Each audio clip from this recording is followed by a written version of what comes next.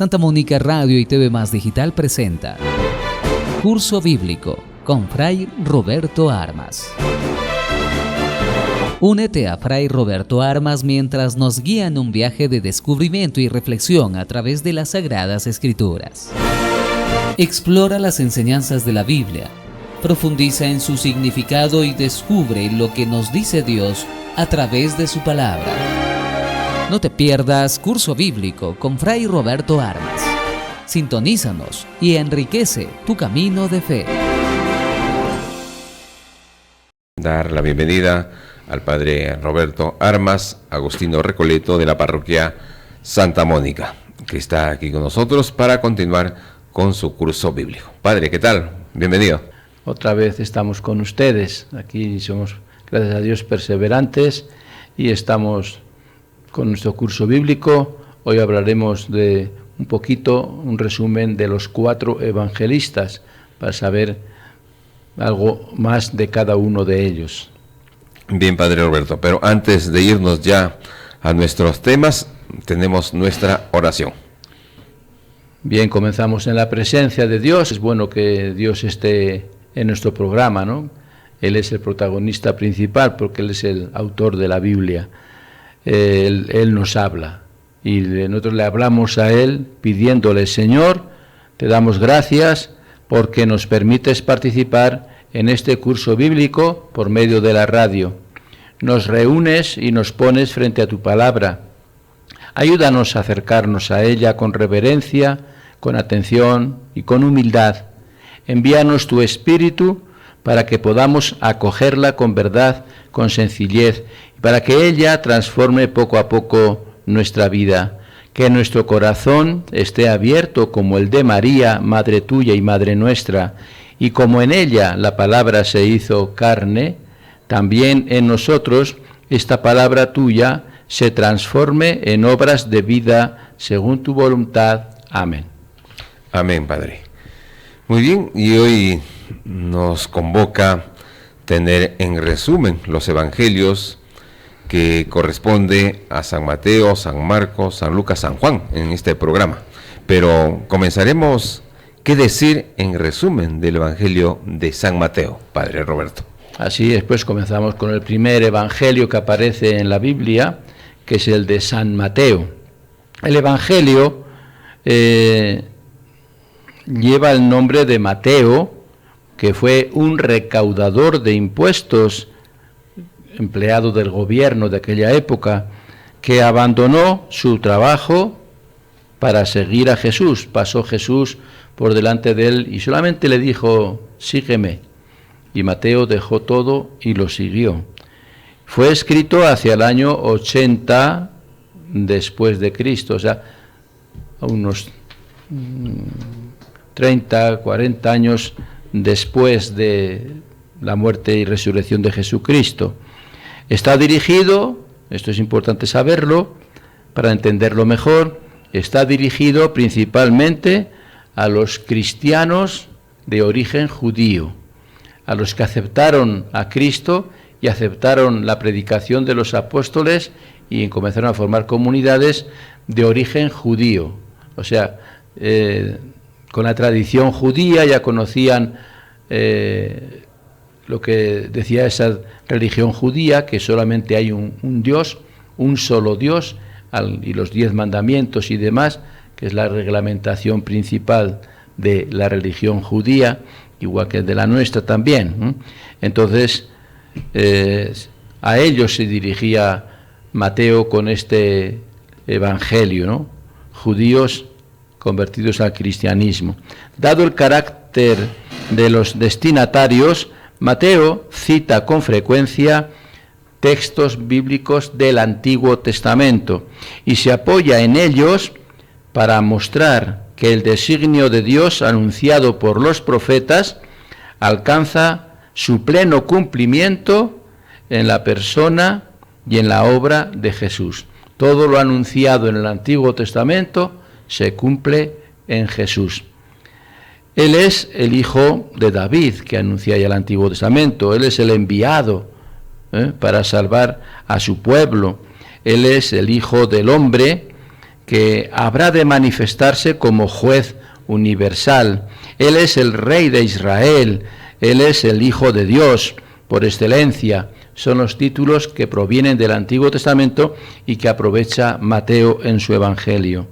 Mateo también aplica a Jesús en forma explícita los oráculos del profeta Isaías sobre el servidor sufriente, el siervo de Dios, los cánticos al siervo de Dios como sufriente, que viene a sufrir y dar la vida, que carga pues sobre sí nuestras debilidades y nuestras dolencias.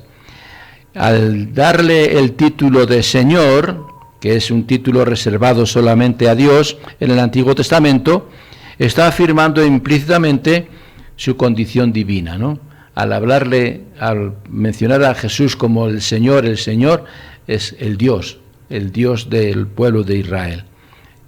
Este evangelista atribuye una especial importancia a las enseñanzas de Jesús y las agrupa en 5 discursos que forman como la trama de su evangelio y están encuadrados por otras tantas secciones narrativas.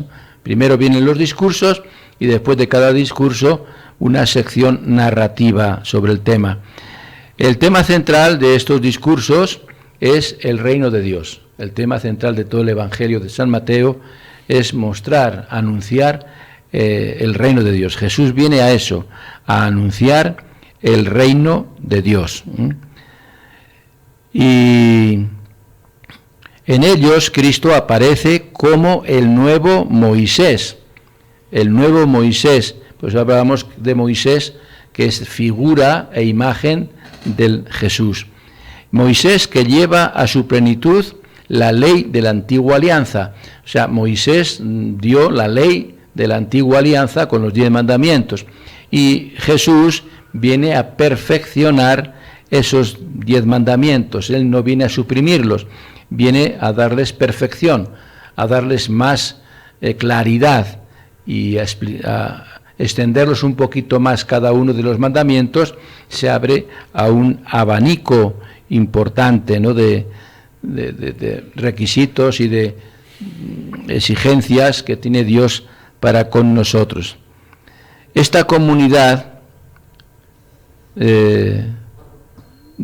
a la cual se dirige San Mateo, pues conoce el Antiguo Testamento, conoce los mandamientos, conoce estas cosas, y por eso tiene que aceptar y comprender por qué Jesús renovaba estos mandamientos y les daba pleno cumplimiento, ¿no? Esta comunidad o el Evangelio de Mateo ha sido llamado con razón el Evangelio de la Iglesia, dedicado a la Iglesia. Así como se dirige a estos judíos convertidos, se dirige a toda la Iglesia, por el papel preponderante que ocupa en él la vida y la organización de la comunidad congregada en el nombre de Jesús. Esa comunidad, esa primera comunidad que se congrega en el nombre de Jesús para conocer más a Jesús y para seguir sus enseñanzas, es la misma Iglesia nuestra de hoy. Esta comunidad es el nuevo pueblo de Dios, el nuevo pueblo de Dios. El antiguo pueblo de Dios es el pueblo de Israel. El nuevo pueblo de Dios es la Iglesia. Lugar donde el Señor resucitado manifiesta su presencia y la irradia a todos los hombres. Por medio de la Iglesia llega hasta todos los hombres. Por eso ella, la Iglesia, está llamada a vivir, nosotros estamos llamados a vivir el amor fraterno y el servicio mutuo como condiciones indispensables para hacer visible el verdadero rostro de Jesucristo. El rostro de Jesucristo es el amor al prójimo, el amor a los demás, es la entrega y el servicio a los demás y el servicio mutuo de unos con otros. Por eso Mateo lo deja bien claro en su Evangelio, este rostro de Cristo, el rostro del amor, ¿no?, de los cumplimientos de los mandamientos, de todos ellos, porque todos se fundamentan en el amor. Qué bien. Entonces, Padre Roberto, hemos tenido este resumen del Evangelio de San Mateo. Procedemos a conocer, en resumen, el Evangelio de San Marcos, Padre. Muy bien, pues este Evangelio de San Marcos fue compuesto por un discípulo, o más exactamente un intérprete del apóstol Pedro. Aparece como compañero de Pedro, como acompañante de Pedro, y el nombre completo era Juan Marcos. Aparece acompañando a San Pedro con el nombre de Juan Marcos. Es el más antiguo y el primero que fue puesto por escrito de los evangelios, cerca del año 70 de nuestra era, después de Cristo. Por lo tanto, también es el primero y también es el más breve, el más corto. Como está escrito a cristianos provenientes del paganismo, miren, diferente al anterior. Mateo iba escrito a cristianos que procedían del judaísmo. Marcos escribe a los cristianos convertidos que vienen del paganismo. Hay una gran diferencia, porque los que vienen del judaísmo creían en un solo Dios. El Dios es el mismo, Yahvé. Y sin embargo, los que escribe Marcos provienen del paganismo, por lo tanto, politeísmo. No creen en un solo Dios, sino en varios dioses o ídolos falsos, la mitología griega principalmente. Esa es la gran diferencia. Marcos explica las costumbres, sobre las costumbres judías y demás, y así, traduce las expresiones arameas. O sea, los que se dirige Marcos ya conocían un poquito esas costumbres de los judíos, aunque no las vivían, pero las conocían. Y Pablo, pues, para hacerlos hermanos de unos y de otros, les va explicando y asimismo traduce expresiones judías o arameas que utiliza en varias ocasiones, para que los que provienen del paganismo comprendieran mejor el estilo de vida de Jesús, porque el estilo de vida de Jesús es un estilo de vida judío, porque Él es judío y está en la comunidad judía. Y entonces es bueno que los que vienen del paganismo también conocieran el origen del cristianismo, lo anterior, que es el judaísmo, ¿no? La religión judía. Su estilo, el estilo que emplea Marcos, es un estilo vivo, popular, y está lleno de espontaneidad. Son siempre cosas espontáneas, aunque su lenguaje no es muy rico y es un poco rudimentario. El Evangelio de Marcos contiene muchos discursos, sobre todo discursos, y se interesa más por las acciones que por las palabras de Jesús. Lo que hacía Jesús es lo que le interesa a Marcos, lo que hacía, los hechos, los milagros, de dónde iba de un sitio para otro y demás. No tanto los discursos, ¿no? Y en ellos, los relatos se desarrollan con abundancia de detalles. En ellos Jesús aparece con reacciones propias, pues, de un ser humano, no de un Dios, ¿no? Lo presenta a Jesús sin dejar de ser Dios, pero más como un ser humano, ¿no? Marcos destaca especialmente la humanidad de Jesús y a partir de ella nos lleva progresivamente a descubrir en él al Hijo de Dios. En un ser humano se ha hecho hombre, el Hijo de Dios se hace hombre y se comporta como humano con los apóstoles y con el pueblo, pero en él hay que ir descubriendo que está el Hijo de Dios. En este hombre está el Hijo de Dios. Y quiere también darles a entender a los que se dirige que en ese hombre está Dios. Porque detrás de su persona se esconde un gran secreto, el secreto mesiánico. Él es el Mesías, que solo se revela después claramente en su muerte y en su resurrección. Que se va a manifestar ya como Mesías que viene a salvarnos del pecado, es ya en su muerte y en su resurrección. ahí hace hincapié Marcos. Únicamente en la cruz está la respuesta a la gran pregunta latente a lo largo de todo este Evangelio. Siempre esa pregunta: ¿quién es Jesús de Nazaret? ¿Quién es Jesús? Ese hombre que está predicando, que está acompañándose con los discípulos y demás, ese hombre que va camino de la cruz, que va camino de la muerte y de la resurrección, ¿quién es en realidad? Ciertamente no es el Mesías glorioso que la gente, el pueblo de Israel, esperaba. Esperaban un Mesías espectacular, un Mesías triunfante, un Mesías tipo rey, ¿no? Sin embargo, Marcos presenta a un Mesías crucificado, que sufre, que se solidariza y se iguala a los hombres, y que se acerca a los más pobres y a los más necesitados, y que después es capaz de sufrir la pasión y la muerte en cruz.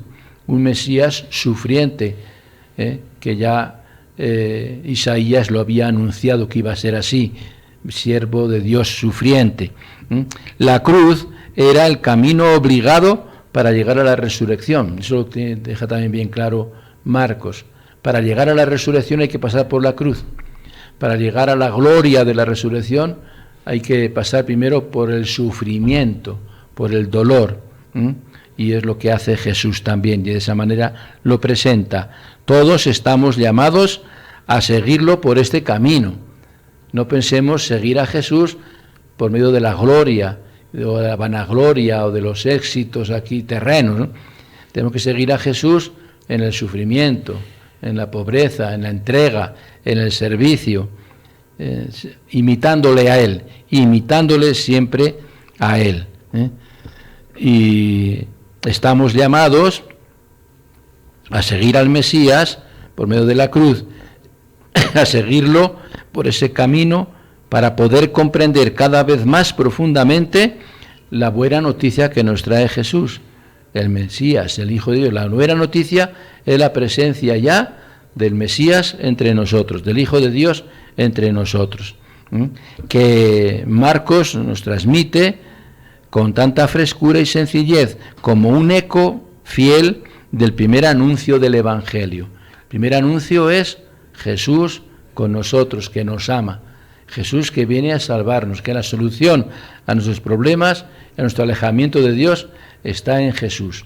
Jesús que se hace hombre, pero que sigue siendo Dios y que se entrega por nosotros. Es su actitud de no ha venido a ser servido, sino a servir y dar la vida.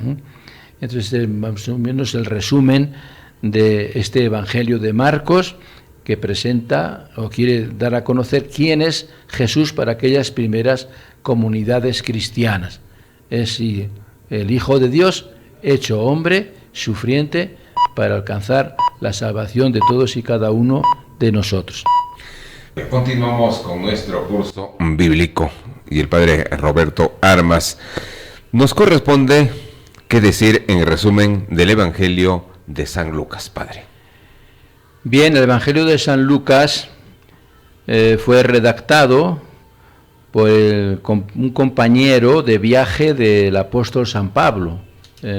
Varios discípulos acompañaban a Pablo en sus distintos viajes de evangelización por las distintas comunidades, y uno de ellos es Lucas, y lo escribe unos 50 años después de la muerte de Jesús. Originariamente este libro formaba un todo con otro libro. Hay dos libros de San Lucas, el Evangelio de Lucas y los Hechos de los Apóstoles, que viene después de los 4 Evangelios. Y como que la primera parte de si fuera un solo libro, es la vida de Jesús, toda la vida de Jesús, de su historia, y la segunda parte es la vida de la Iglesia, cómo se va formando la Iglesia con la predicación de los apóstoles y demás, cómo se fueron formando las primeras comunidades de la Iglesia. Entonces, Lucas es el autor de los 2 libros, y la primera parte pues es sobre Jesús, es el Evangelio. Lucas no era de origen judío, más bien de origen pagano, y por eso su obra está dirigida ante todo a los cristianos que, como él, provenían del mundo pagano, igual que el Evangelio anterior que hemos hablado de Marcos también está dirigido a los paganos convertidos al cristianismo, el de Mateo a los cristianos convertidos del judaísmo, y Lucas, igual que Marcos, a los paganos de origen pagano convertidos al cristianismo. En el comienzo, en el prólogo de su Evangelio, hace referencia al proceso de predicación, de transmisión oral y de la redacción que precedió a la composición definitiva de los Evangelios. Ya hace referencia a que él toma la tradición oral, lo que antes se había transmitido oralmente, por palabras, y él pues decide ponerlo por escrito para reforzar lo que había evangelizado a estos paganos convertidos al cristianismo. Uno de los aspectos de la buena noticia que más quiso destacar San Lucas es el carácter universal de la salvación, que la salvación es para todos, que Jesucristo vino para todos. Jesucristo, en efecto, es el Salvador del mundo entero, y Dios quiere que todos los hombres se salven por medio de Él, que todos se salven por medio de Jesucristo. Para Él no hay privilegios de raza, de nacionalidad, de cultura o de clase social. Mejor dicho, hay privilegios, pero Dios los reserva para los pobres, para los que aparentemente no valen nada, ¿no? Los más sencillos. Ellos son los destinatarios predilectos de la buena noticia, los pobres, ¿no? Los herederos por excelencia del reino de Dios. Es un reino de Dios para los pobres, para los más necesitados, para los más marginados, ¿no? Asimismo, también este Evangelio de Lucas se le llama con razón el Evangelio de la misericordia, el Evangelio de la misericordia de Dios, que se refleja en la misericordia de Jesucristo. Lucas nos presenta constantemente a Jesús como aquel que vino a buscar y a salvar lo que estaba perdido por el pecado. Lo que nos pierde a todos es el pecado y nos esclaviza, pero Dios es misericordioso y siempre perdona el pecado. Justamente pues es lo que el centro del Evangelio de Lucas lo leíamos este domingo pasado, anteayer, en el Evangelio de la misa del domingo, la parábola del hijo pródigo, que así se ha llamado tradicionalmente a esta parábola del hijo pródigo, como si fuera protagonista el hijo que se va de la casa del padre y que después regresa arrepentido. Pero últimamente se le está dando más protagonismo y más importancia al Padre y a la misericordia del Padre, y por eso se le llama ahora la parábola del Padre misericordioso, del Padre bueno, que está bien con sus hijos y que los busca a los dos, al hijo menor y al hijo menor, que los espera a los dos y que los invita a los dos a la fiesta por la conversión del hijo menor y demás. Es el Padre misericordioso. Por lo tanto, esta parábola es el centro del Evangelio de Lucas, porque tiene otras parábolas más en ese sentido también. Entonces es el Evangelio de la misericordia. Dios es, para el evangelista Lucas, sobre todo el Padre misericordioso que sale al encuentro de sus hijos extraviados y se llena de alegría al volver a encontrarlos. Por eso hace fiesta. Ese Padre misericordioso del hijo pródigo es el mismo Dios. Pero el Evangelio de la misericordia es también un evangelio exigente. Su autor insiste en el llamado a la conversión. Es el Evangelio por medio del cual se llama a todos los creyentes, a todos los cristianos, a la conversión, al cambio de vida, como condición indispensable para alcanzar la salvación. El que quiera llegar al cielo, el que quiera llegar a salvarse, tiene que haber primero una conversión, un cambio, de estar alejados de Dios y de hacer lo que a veces nos viene en gana y llevar una vida desordenada, a cambiar a una vida ordenada, a una vida de fidelidad a Dios, una vida de seguimiento del propio Jesucristo, ¿no? Padre Roberto, ¿qué decir en resumen del Evangelio de San Juan? Bien, llegamos al cuarto evangelista, ¿no? Mateo, Marcos, Lucas y ahora Juan. Es el cuarto evangelio que difiere, es muy diferente de los otros tres evangelios anteriores. Si se acuerdan, la semana pasada hablamos de los evangelios sinópticos. Sinópticos, o sea, similares, semejantes. Eran los tres primeros que hemos hablado ya. Mateo, Marcos y Lucas. Son los evangelios sinópticos. Y el de Juan es prácticamente totalmente diferente en la forma de escribir y lo que nos escribe Juan en él. Es un evangelio más teológico, más profundo que los otros anteriores, ¿no? La tradición cristiana lo ha atribuido siempre al apóstol Juan. Estamos aquí conversando con Jaime, pero Juan, ¿cuál es el Bautista? Dice, no, Juan Bautista es nuestro patrón. San Juan Bautista, que celebramos aquí en Sota, es un profeta contemporáneo de Jesús, y Juan el evangelista es el apóstol Juan, que es distinto. Es un pescador, hijo de Zebedeo, hermano de Santiago, y Jesús los llama a los dos, síganme, ¿no? Os haré pescadores de hombres, juntamente con Pedro y Andrés. Entonces, la persona es distinta. Juan el Bautista es una cosa, no escribió nada, y Juan evangelista es el apóstol Juan, el seguidor de Jesús, el discípulo amado, que lo vamos a ver ahora, ¿no? Se atribuye a Juan evangelista, a quien en el mismo evangelio, el mismo se identifica con el discípulo al que Jesús amaba.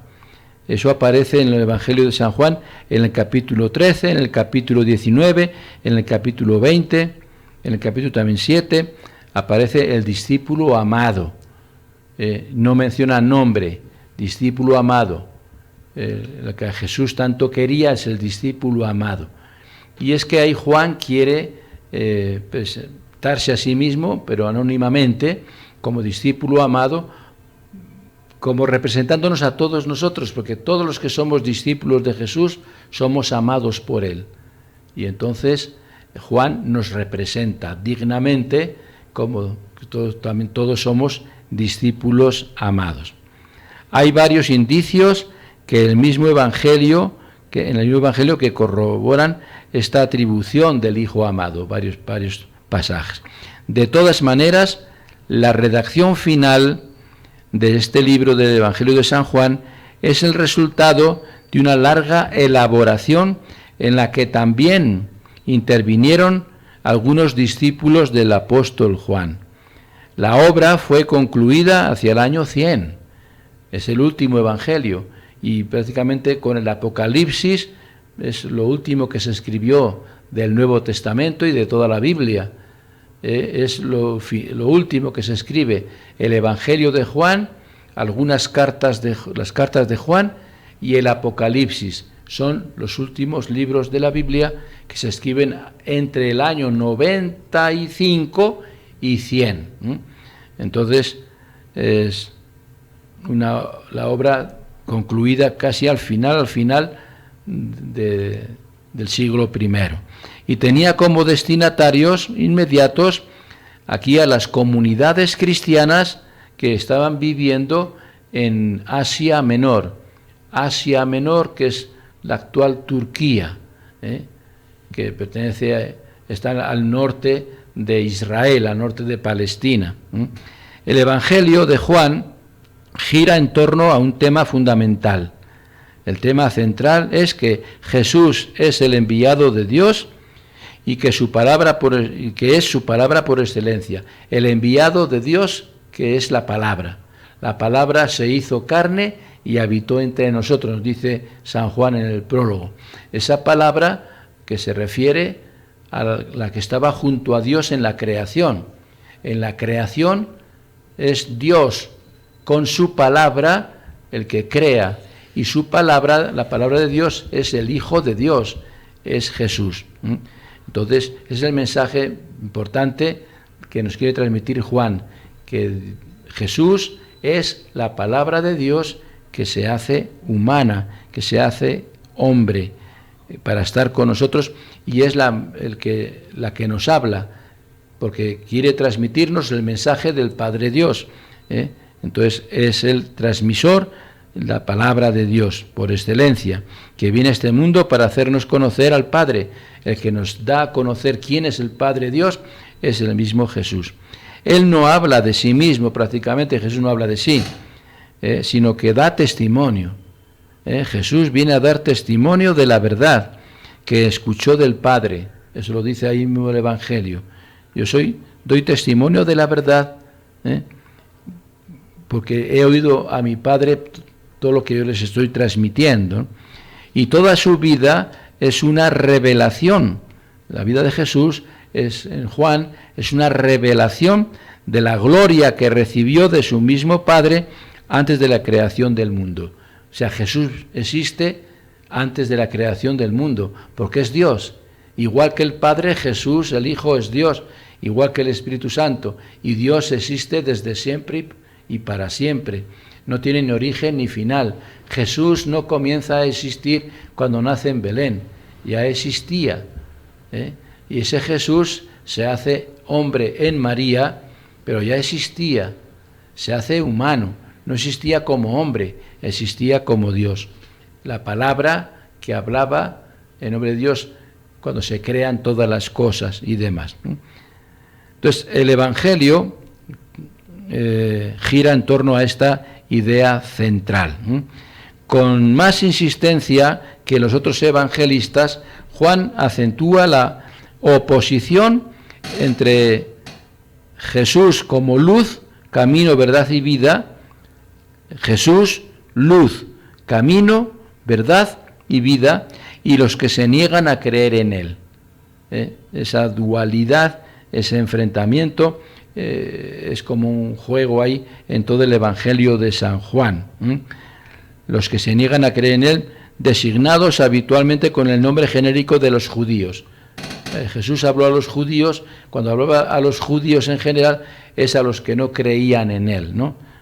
Sí, sus contemporáneos, sus paisanos sobre todo y demás, eran los judíos. Jesús no vino a juzgar al mundo, sino a salvarlo, pero por el simple hecho de manifestarse a los hombres, él los pone ante una alternativa, la de permanecer en sus propias tinieblas o creer en la luz.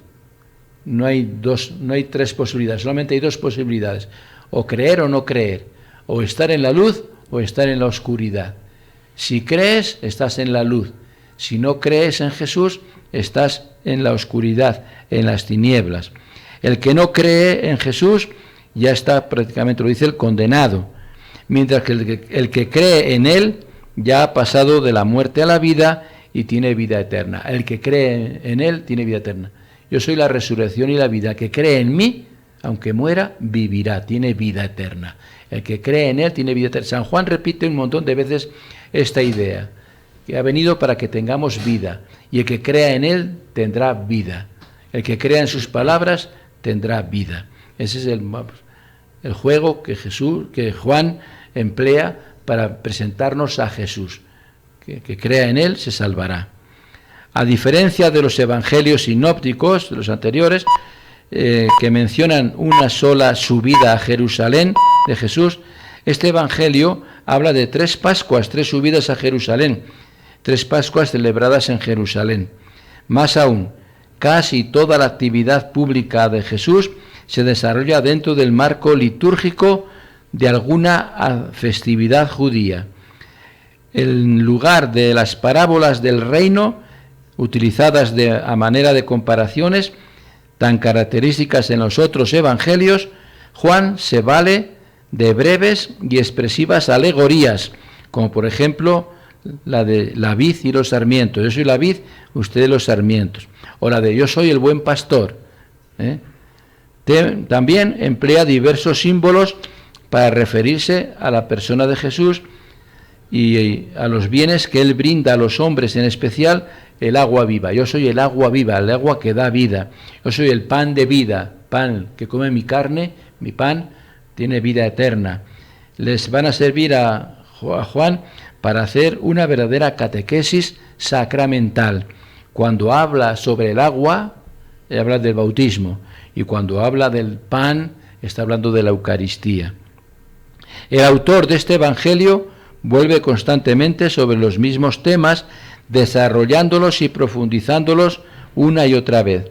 En cada uno de estos temas está contenido todo un misterio de Cristo. Cada tema, ahí se entra todo el misterio de lo que es Jesucristo para con nosotros. Pero más que los hechos de su vida, lo que le interesa a Juan y quiere poner de relieve es el significado que ellos encierran. No el hecho en sí, sino lo que el hecho significa para nosotros y para nuestra salvación. Y por eso amplía los discursos de Jesús como fruto de una larga y profunda contemplación. Su objetivo fundamental es conducirnos a todos los seguidores, a todos los cristianos, a la vida eterna, para que tengan vida, siempre para que tengan vida. Tanto amó Dios al mundo que envió a su Hijo para que todo el que crea en Él tenga vida eterna. Frases como estas se repiten a lo largo de todo el Evangelio. El objetivo entonces de Juan es que los que lean este Evangelio, por medio de Jesucristo, alcancen vida eterna, que consiste en conocer al único Dios verdadero y a su enviado Jesucristo. Conocer a Dios, crean en Dios, pero crean también en mí, a su Hijo el enviado. Con razón se ha llamado a este Evangelio de Juan el Evangelio más espiritual, Evangelio más teológico, que más íntimamente nos acerca a Dios. Esa es la gran diferencia con los demás evangelios o evangelistas. Juan más espiritual, Juan más teológico y más interesante, porque nos sirve el Evangelio de Juan para hacer muchas formas de oración, para conectarnos con Dios, como que nos lleva más directamente a Dios con sus reflexiones y con todo lo que nos cuenta este evangelista. Yo les aconsejo que lo lean muy despacio cuando lo lean y que lo lean en forma de oración, que con el Evangelio de Juan hagan oración para comunicarse con Dios. Les va a ayudar eso mucho. Bien, pues así terminamos estos 4 evangelios de hoy, un poquito de cada uno, para que nos demos cuenta. Sí, son los 4 libros más importantes de la Biblia, ciertamente, porque se refieren a Jesús, que es el centro de la Biblia y el centro de la historia de la salvación. Pero no quita que los demás libros también tienen su importancia, y los que nos faltan, Hechos de los Apóstoles, las cartas de todas las cartas y el Apocalipsis, que trataremos el próximo día, todo eso también es interesante y también hay que leerlos en forma reflexiva y en forma tranquila.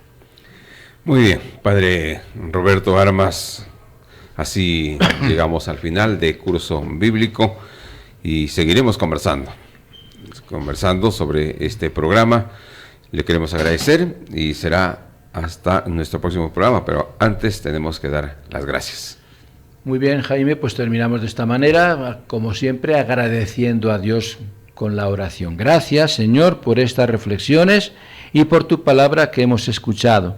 Ayúdanos a comprender cuál es la respuesta adecuada a lo que tú hablas dentro de nosotros. Señor, da siempre tu palabra cotidiana. Ella es como el pan, sacia y a la vez provoca más hambre de ti. Ella es como el agua, riega, refresca, fecunda y limpia. Ella es como la luz, ahuyenta las tinieblas del error y del pecado e ilumina los ojos del alma para ver mejor nuestra vida. Ellas, como una voz misteriosa y penetrante, cuestiona y responde, alegra y fortalece, penetra en el íntimo del ser, hiere y sana, angustia y libera, inquieta y trae paz. No nos hagas faltar nunca, Señor, el pan cotidiano de tu palabra. Amén. Amén. Bien, gracias Padre Roberto nuevamente, gracias a todos nuestros oyentes que han estado pendientes de nuestro programa. Así terminamos.